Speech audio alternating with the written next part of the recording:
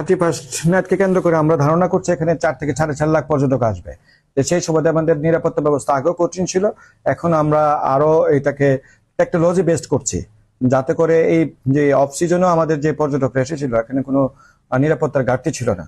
আর এই 31 নাইট এবং আপনার হলো বড়দিনকে কেন্দ্র করে মাঝখানে যে নিরাপত্তা ব্যবস্থা, সেটা হচ্ছে আমরা এখানে 4 স্তর বিশিষ্ট আমরা নিরাপত্তা নিশ্চিত করব।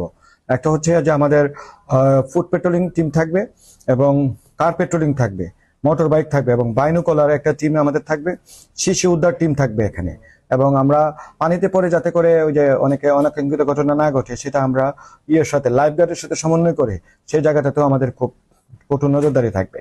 আমরা ইতিমধ্যে আপনি উল্লেখ করে দেখেছেন আমরা 200 জন শিশুকে উদ্ধার করেছি, সেক্ষেত্রে আমাদের শিশু উদ্ধার টিম থাকবে। আর ছিনতাইকারীরা যেসব জায়গায় ছিনতাইয়ের জন্য উৎপেতে থাকতে পারে সেই জায়গাগুলোকে আমরা ব্লক করে দিয়েছি। আমরা জাহবাগানে ইতিমধ্যে কিন্তু আমরা স্থায়ী টিম আমরা দিয়ে দিয়েছি, সেখানে কোনো ছিনতাইকারী ঢুকতে পারবে না। আর যেসব ছিনতাইকারীরা অপরাধীরা জামিনে এসে বিভিন্ন মোডাস অপারেন্ডি চেঞ্জ করেছে, সে তাদের মোডাস অপারেন্ডি মোতাবেক আমরা আমাদের নিরাপত্তা বলটাকে পুরো আমরা চাদরিতে দেখে রাখবো। এখন প্রশ্ন হচ্ছে যে বিচ এলাকা থেকে বের হয়ে যদি অন্য একটা এলাকায় যদি আমার পর্যটক চলে যায়, সেই জায়গাটার মধ্যে আমরা টুরিস্ট স্পট কিনা সেই জায়গাটাকে বিবেচনা করতে হবে। এখন এই ক্ষেত্রে আমরা জেলা পুলিশের কে আমরা সমন্বয় মিটিং করেছি। জেলা পুলিশের যে নিরাপত্তার জায়গাটা যেন ঠিক থাকে, র্যাবে এবং এপিবিএন সেই ওনারাও এখানে নিরাপত্তা দিবে। বাট বিচ এলাকায় বা বিচের ভিতরে এখানে যত লোকই হোক, সেখানে সে কে দুষ্টামি করবে, ফাজলামি করবে আর সেখান থেকে বের হয়ে চলে যাবে কোনো অপরাধী, সেটার কোনো সুযোগ নেই।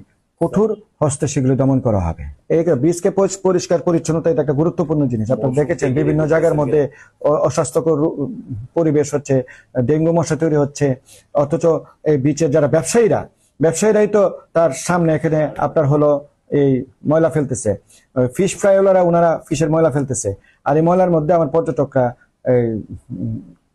খাইতে বাধ্য হচ্ছে। তো আমরা পৌরসভাকে আমরা দ্বারস্থ হয়েছি, ওনারা এডিএম মহোদয়কে জানিয়েছি, ওনারা আমাদেরকে আমরা টুরিস্ট পুলিশ উদ্যোগ নিয়েছি এই 31 নাইটের আগে সমস্ত বিচে যেখানে যেখানে ময়লা আবর্জনা স্তূপ আছে সবগুলোকে পৌরসভা যে ইন্সপেক্টর মহোদয় উনি বলেছেন যে ডাস্টবিন তৈরি করে দিয়ে এগুলোকে পরিষ্কার করবেন।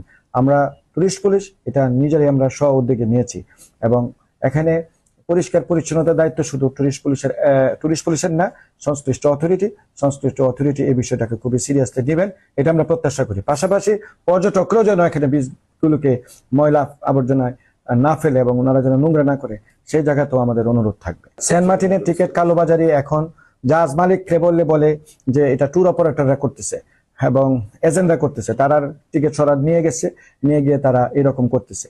এই কথাটা সম্পূর্ণ সত্যতা আছে, বিকজ আমরা গত 2 দিনে আমরা প্রথম দিন কিন্তু কালোবাজারি দেখেছেন আমরা 50,000 টাকা জরিমানা হয়েছে।